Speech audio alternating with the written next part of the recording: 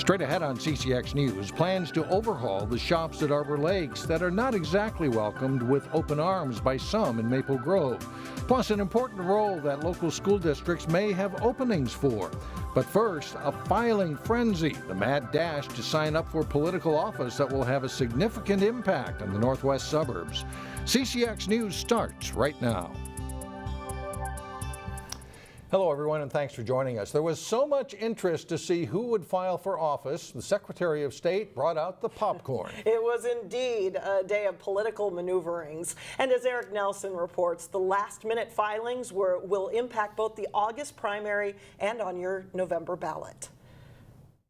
It was a busy day here in St. Paul. It was the final chance for candidates to file for political office. And Debra Hilstrom and Keith Ellison both jumped into the race for Attorney General. If elected, Ellison promises to fight for all Minnesotans, no matter what their race, religion, or economic background is. We say the Pledge of Allegiance, and when we say it, we put our hand on our heart and we say at the end, liberty and justice for all.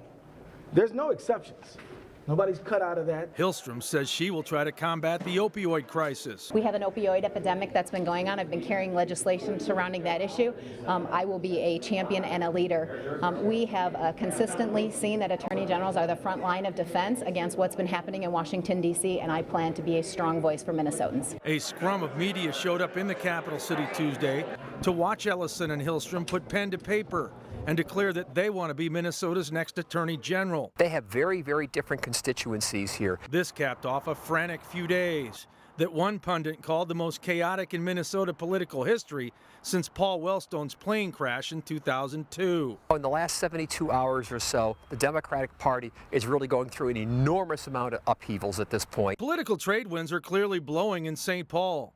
Ellison's decision to give up his congressional seat after 6 terms will have major repercussions. There's no question there's a domino effect because now there has to be who's going to run for his seat, and there are some likely possibilities. Some of them might include legislators who are within the Minnesota legislature. If they decide to run, then there's a domino in terms of filling their positions. In St. Paul, I'm Eric Nelson, CCX News. And as we went to air, 3 Republicans and 7 Democrats filed to run for Ellison's congressional seat. The Democrats include former State House Speaker Margaret Anderson Kelleher and State Representative Ilhan Omar. She's the nation's first Somali American elected to public office. And now that she's filed for Attorney General, someone new will take over Debra Hilstrom's state representative seat, and at least 3 candidates are in the running. Samantha Vang has filed as a DFL candidate for District 40B, which includes all of Brooklyn Center and the southeast corner of Brooklyn Park. Another DFL candidate, Cindy Yang, was the campaign manager for Brooklyn Park Councilmember Susan Pah. And on the Republican side, Robert Marvin is running for the seat. He previously ran for Senate against Chris Eaton in 2016. A Robbinsdale family is rejoicing after someone returned their puppy who had been stolen. I miss you! I missed you! I really did! I love you! I love you, Shermie! Hi, Shermie. Shermie was stolen last Thursday after burglars broke into the family's home while they were sleeping. Shermie is a foster pet through Rough Start Rescue. The group put up a $1,000 reward for his return. Monday night, someone from North Minneapolis called the family to say that they found the dog. Now a man has been arrested after police found property from the burglary in 2 locations, in Robbinsdale and in Crystal. The adult male may be charged with first-degree burglary. A Maple Grove property owner wants to develop his rural piece of land, but he may not get that chance unless several things go his way. Dana Christophersen owns land next to a forest preservation area that the city bought with voter-approved funds in the mid-90s. He wants to turn his property into a small townhome development. And for that to happen, Christophersen wants to run a storm sewer pipe through the preservation area. He also wants the city to use eminent domain to acquire a small piece of his neighbor's property so his development can be connected to public utilities. But the neighbor is against the development, and the city's Arbor Committee doesn't want the preservation land touched. Well, the citizens voted to raise their taxes for this, to preserve and protect this land, and that's what it was meant to be, a preserve. I built a house that's now rotting in the middle of all of this because I can't remodel. I can't sell it. I can't do anything. The irony of Christophersen's troubles is the forest preservation land used to be his, but he sold it to the city. City Council voted Monday night on the project, but won't allow the use of eminent domain or allow the property owner to have any access to the preservation land. Meanwhile, the Maple Grove City Council is expressing disappointment with the plans to overhaul the shops at Arbor Lakes. The shops, which is nearly 15 years old, wants to make changes as it struggles to find tenants. The manager of the shops is proposing to eliminate the central pedestrian plaza area and the signature water fountain. In its place would go a two-way street with angled parking. However, members of the City Council stated how much they like the current pedestrian feel. The center area of the shops is only 64% occupied, and the general manager says a destination retailer will leave unless the changes get made. The Maple Grove City Council tabled a vote on the changes until its July 16th meeting. A well-traveled road in Golden Valley will be closed practically all summer. Construction began this week on a section of Golden Valley Road over Bassett Creek. Hennepin County and Golden Valley are replacing a 100-year-old bridge just west of Theodore Wirth Parkway. Improvements will include a smoother surface and ornamental railings along both sides of the bridge. The road will remain closed until August 31st. Still ahead, a volunteer opportunity that could make a big difference in a child's life. Then later in sports, Wayzata aims to serve up a winner as they face Orono in the opening round of the state boys tennis tournament. But first, a possible wet Wednesday morning. Showers and storms possible. As we continue our recap of the past legislative session, a Brooklyn Center representative says she's pleased with the bill that Governor Dayton signed in May, offering more consumer protections for energy efficiency projects. The PACE program is a program to allow homeowners to do improvements to their home to make it so that you can do energy efficiency types of programs. And so that would include if you want to do residential solar. In a previously recorded interview with DFL Representative Debra Hilstrom, she also cites funding for Highway 252 in Brooklyn Center and Brooklyn Park as a major victory. The highway will be converted to a freeway starting in 2022 or 2023.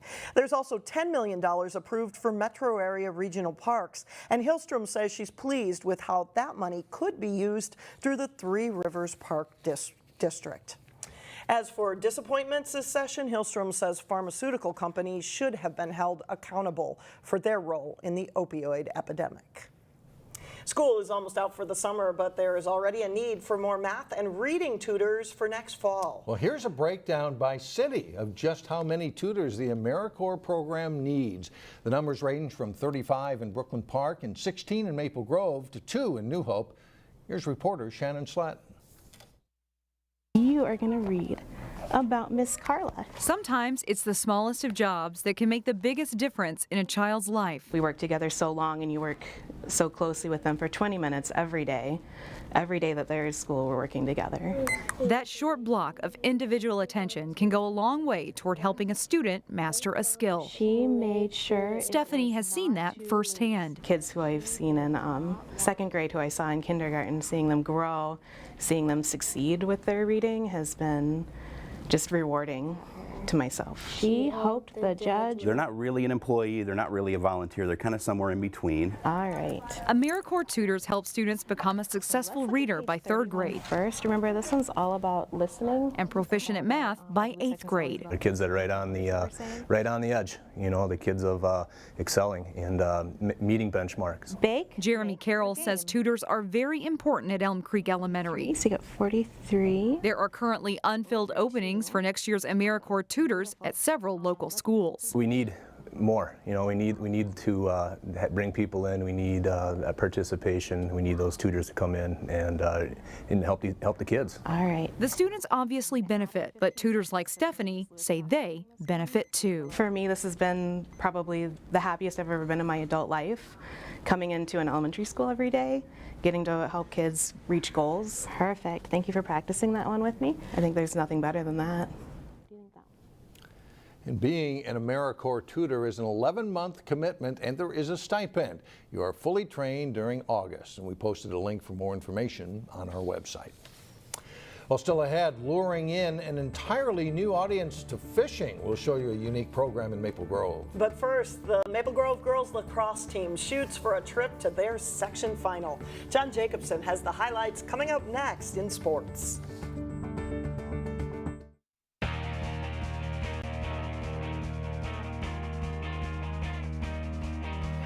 I'm John Jacobson with sports. The state boys tennis tournament is underway with team competition up first. The Wayzata Trojans are the number 5 seed in Class 2A. They face 4th seed Orono in the quarterfinals at Baseline Tennis Center. John Foley serves for Wayzata in the number 1 singles match. He comes in behind a backhand, but Connor Olson with a nice passing backhand shot, and he wins the match in straight sets. Second singles, Johnny Nedler of Wayzata in the near court facing John Kasner of Orono. Nedler's backhander catches Kasner on the way in. Kasner wins the match in a 3-set thriller over Wayzata's Nedler.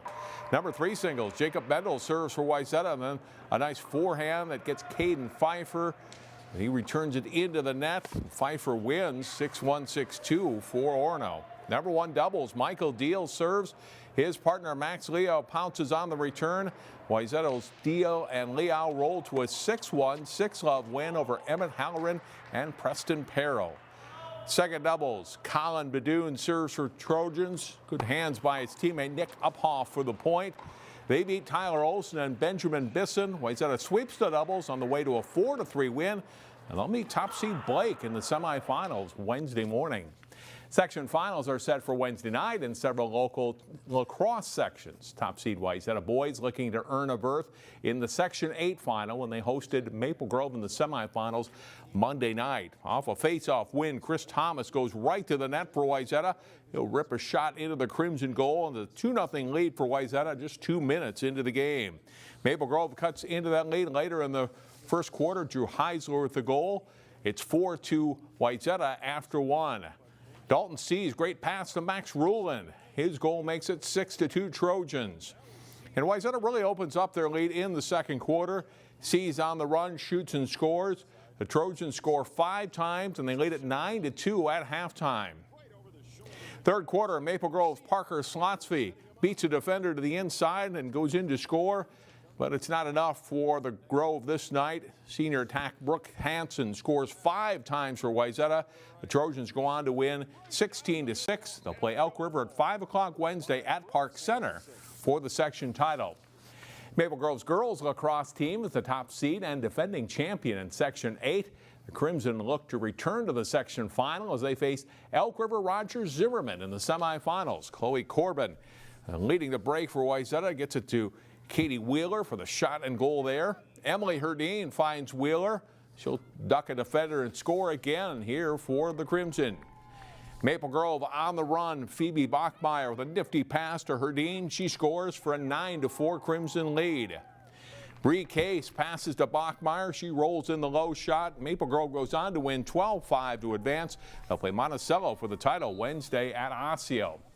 Hopkins and Wayzata are the top 2 seeds in the Section 6 4A baseball tournament this season. Now one of those teams is just a win away from the state tournament. Trojans and Royals meeting in the winner's bracket final at Hopkins. Pitcher Zach Branson and the Royals escape a Wayzata threat in the first inning. He induces the 6-4-3 double play behind him, and the Trojans retired in the top of the first. Hopkins gets on the board in the bottom of the second. Raphael Lewis singles into right field. Jake Perry scores, and it's 1-0 Hopkins after 2. Top of the third with the game tied at 1. Nick Kay flares a hit into right center field. Keegan Nichols scores, and the Trojans take a 2-1 lead. Wayzata gets a nice defensive play from third base in the bottom of the third. Great stop by Sam Westermeyer. Gets up, throws out the batter at first. Wayzata also holding the runner at second on the play. In the fourth inning, the Trojans' Adam Castle doubles the Wayzata score. A towering fly ball to the left, gone for a 2-run homer. Brennan Albert scores ahead of him, and the Trojans lead it 4-1. In the home half of the fourth and down 5-2, the Royals get their second run of the inning when Luke Poliak singles to right field. Will Stein comes in to score, and it's 5-3. But that's as close as Hopkins gets. Charles Engdahl scores on a wild pitch here to make it 6-3. Wayzata wins 7-3. They'll play the winner of the Hopkins-St. Louis Park elimination game Wednesday night at 6:30 at Hopkins High School.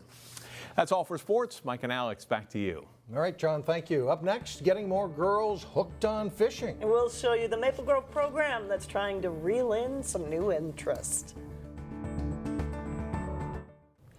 A group of 5th grade girls from Elm Creek Elementary are getting a lesson at the lake. As Sonia Gons explains, it's part science and part fun. Who's excited? Me! River Lake provided the perfect backdrop for these first-time fisher girls.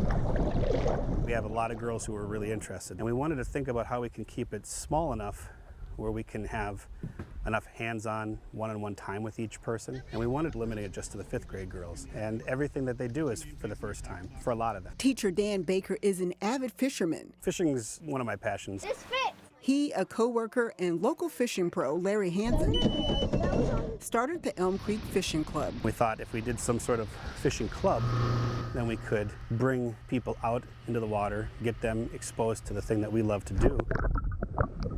The students studied for 5 weeks in the classroom before heading out on the water. You know, just learning really basic things like How to tie different kinds of knots. Casting. Being able to actually fish well. I'm excited to just use my new rod because all my other ones I have to share with my brother, so I'm happy to have one of my own.